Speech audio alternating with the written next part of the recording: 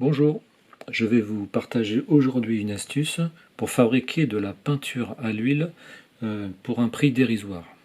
Alors l'astuce, c'est de ne pas utiliser de pigments artistes qu'on peut acheter sur des sites de magasins d'art, mais d'utiliser du pigment qui est utilisé pour teindre le ciment.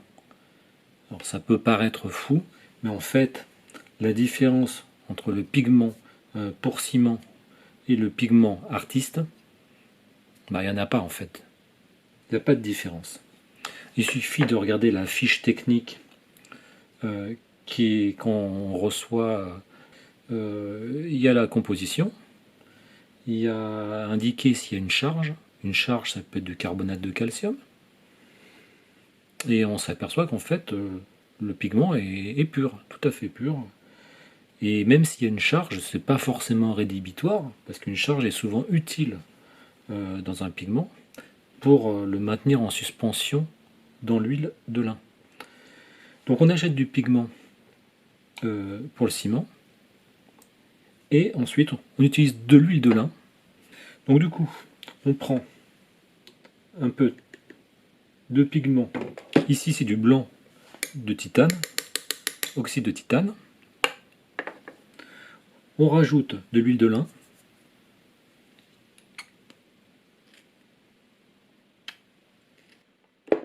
On mélange avec une spatule.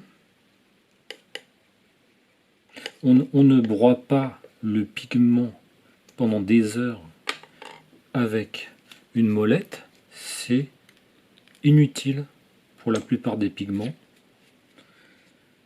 La molette, ça tient presque de la légende urbaine qu'il faudrait passer des heures à dissoudre le pigment dans l'huile de lin.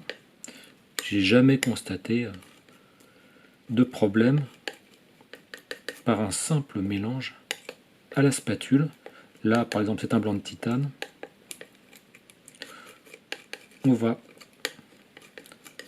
effectivement homogénéiser pendant quelques secondes pour plus qu'il reste de bulles de pigment sec.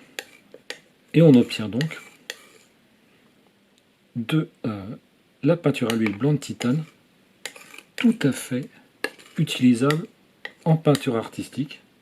Si on a peur que ça cicative trop rapidement, on peut le mettre au congélateur. Tout est dit, tout est là. Merci.